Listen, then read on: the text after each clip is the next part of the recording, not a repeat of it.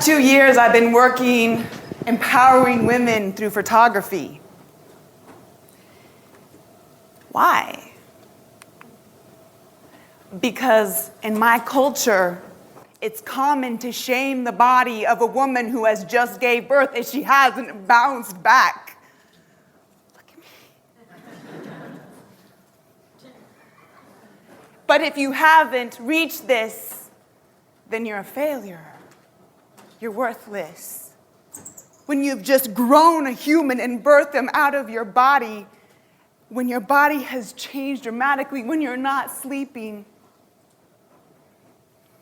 you failed.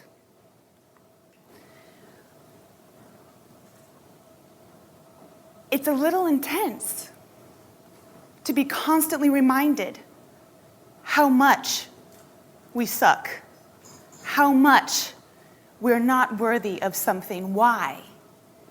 Why are we not worthy? You can't sell a product to a woman who feels good, who is proud of her wrinkles and her sags, who says my small breasts are okay, or my large breasts, or my booty is just fine, flat, thank you very much. I'm good here, you can't sell me anything, but these people are like, hey, I want to sell you something. So what do? They attack your self-esteem. I've been starting to photograph women to reverse that because I think diversity is epic. I think when we all celebrate ourselves as irreplaceably beautiful, that's exciting. That's super exciting. When we don't Photoshop away the details that make us authentic. Those bodies of those women who did it, I'm back, I've bounced back. They are beautiful, no doubt. And so are the rest of us who have all sorts of different stories of being a mother, of being a woman.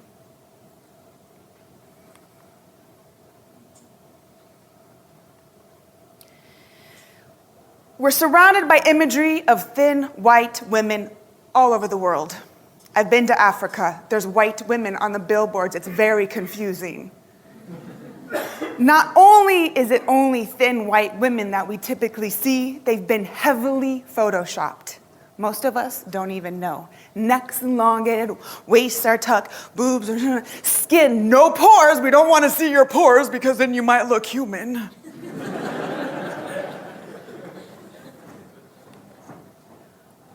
Madonna's 55 years old. She deserves to have wrinkles. But instead we make her look like some animation character to put her in vogue. We've been trained to see the one on this side. We've been trained to say, that's beautiful. Ooh, whoa, makeup, right? We can also be trained, we can also learn to see the actual way we are as completely beautiful. Annie Leibovitz took this photo in 1991 of Demi Moore, and when this photo was taken, people were like, oh, pregnant body, cover it, oh my gosh. It was like this big thing. 10 years later, everyone's like, hey. If you're thin, if you're white, if you're a celebrity, you can get out there and be like, I'm so sexy. I still got my sexy, even though I got my belly, I'm so sexy. I think this is beautiful too. I take these photos and say, oh, I want to see your cellulite and I want to see the texture on your skin because that is life. Duh.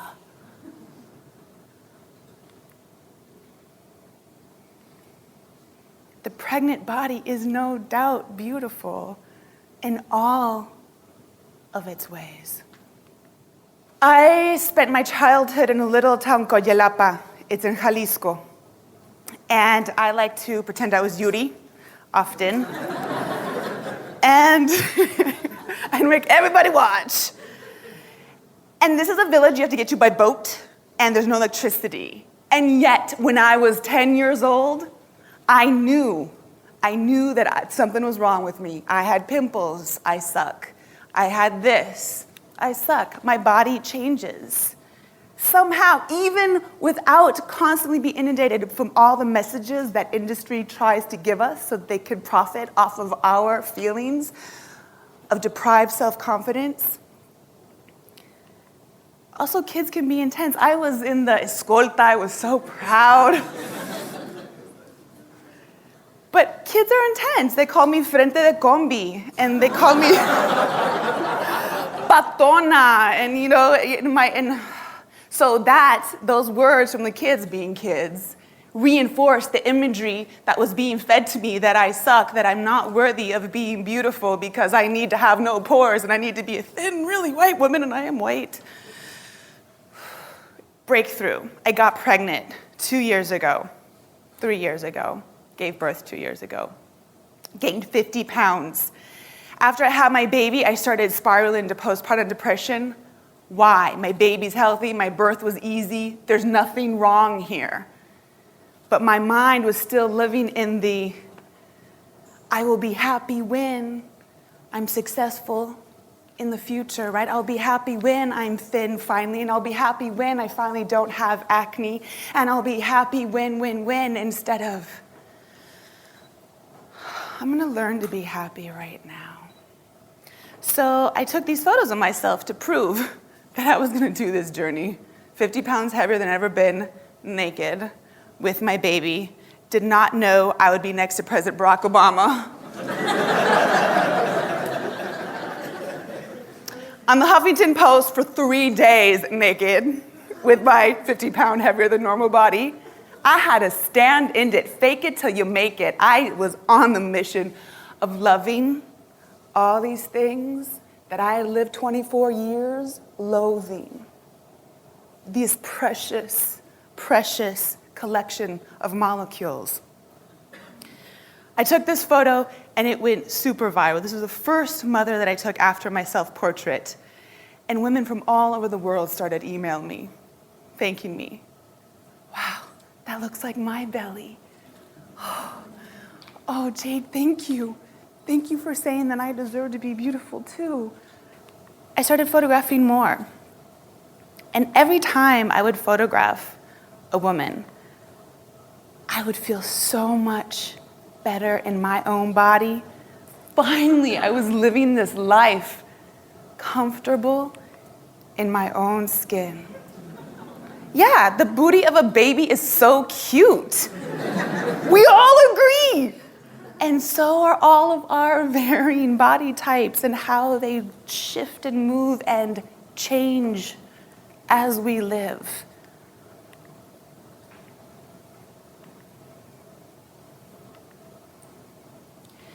One big thing I found when I was photographing women was the shame with C-section scars. The shame, you know, and if you're kind of like a hippie lady, oh, you have major shame because you didn't do natural birth. But you have this line and this, oh, my bikini, and oh, what if my lover, and all these stories start happening. And I would sit there and be like, what a story. You have this incredible tattoo, like I did it. I am beautiful. Paula told me, I am sure I am the biggest woman you ever photographed, but we're gonna do this. I am beautiful too, Jade. And I was like, bring it, Paula, let's do this. Her mother no longer talks to her. She was very upset when I posted these photos on my website. We have been trained to think that these things labeled varicose veins and cellulite are something to feel like this, when really they're just a part of life. And if we had been trained to like look up, oh, I can't wait till I get varicose veins, that means I have made it. Pretty much all of us have cellulite, but it gets photoshopped out all of the time in anything we see. This image got me a lot of feedback. What is she doing with her sons bare-chested? What does it matter? Can we not get out of our stories of needing to tear other women down and instead look at them as an irreplaceably beautiful story? We can only do that if we feel truly magnificent and not tearing our own selves down because of this, because of this. Diversity is truly, truly beautiful. Jane and Casey walked in to the studio to take these photos, and Jane, the grandmother, was like, "Oh, Jade, if you just gave me a month to lose 10 pounds, I would have been just fine." And then Casey was like, "Can you please not get the back of my legs? I really would appreciate it if you didn't photograph the back of my legs." And then Mila, the little girl, was like, "Where do you want me, Jade? Where do you want me?"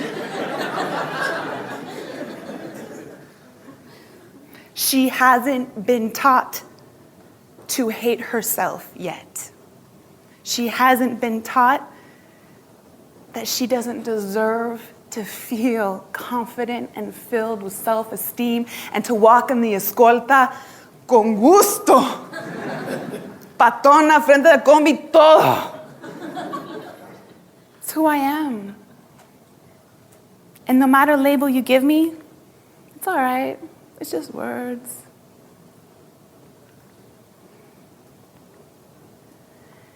Words are really powerful. When we say words in front of our children, "Ay, Dios mío, si no tenía esta panza," they're looking at us. They're gonna replicate what we do. "Ay, Dios mío. Pero si mi mamá me dice que estoy bonita, pero ella no puede ver que está preciosa." We need to practice our words. "Ay, pues, estoy bien. Estoy bien." Practice for ourselves so that we cannot tear our sisters down in front of our children, so that there is no bullying in the future. Carol loathed her post-birth little belly, nothing, like you can't even see it, but it was all in her mind how terrible it was. But then she got breast cancer, and they did this surgery where they put the tissue into her breast to reconstruct her breast. It gave her this whole new outlook on how awesome this could be. Karen wrote me, these girls are twins, these women, not girls, and she said, the subject of the email was "my prettier twin sister." They're both mothers. Both of their bodies look different after birth. Why? Because we are all different. And if they're telling me, "Oh, if you only use these creams, just use these creams, you'll look fine. Don't worry, get a treadmill, you'll be fine." We all shift and change differently, and guess what? It's pretty awesome. As I was photographing women nude with babies, naturally, if they feed this way, they start breastfeeding. It just happens. And I had never seen a photograph of milk dripping out of the breast. Oh my gosh! How long have humans been on the planet? And me, pretty out there, raised by hippies, I got really into it, needless to say.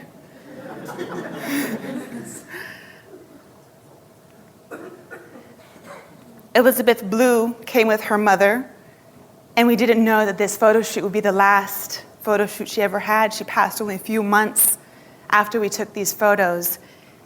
And she came in with a wig originally, and I said, "Can we take off that wig? Can we photograph you in your skin, just as you are right now?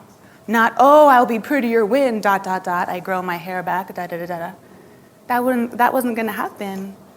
She was gone in a few months. So we celebrated right then her epicness. Heather, incredible, confident woman. She's a mother of 3, foster mother of 5, adopted mother of 1, totally at ease in the skin that she is in. Michelle recently thanked me because her husband just left her because he was supposedly not attracted to her body anymore.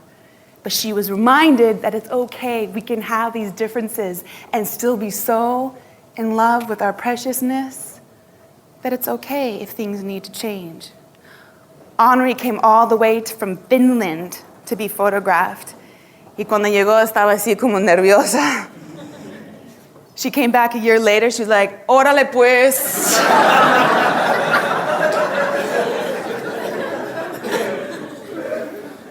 because that first shoot, she told me after that first shoot, she finally could look in the mirror and be like, hey, you look pretty good. I started photographing older women because there's all these magazines devoted for older, wise women that are photoshopped. 70-year-old women with no wrinkles. I don't think that happens in life. I'm just saying. And guess what?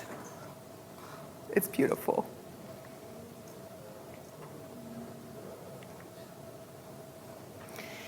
Some of the biggest feedback I've been getting is, Jade, men want to feel beautiful too. How do we see men in media?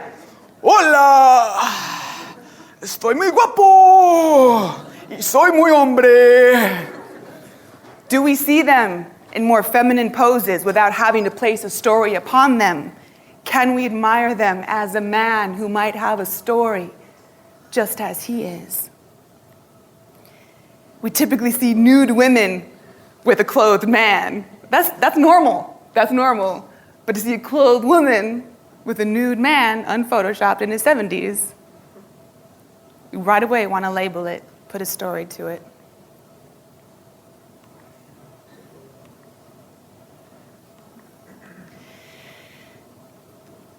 We need to practice with our words, with ourselves, in front of our children and our sisters, that we feel worthy of being beautiful, because when we feel beautiful, we feel successful and we do really cool stuff. Really, really epic stuff.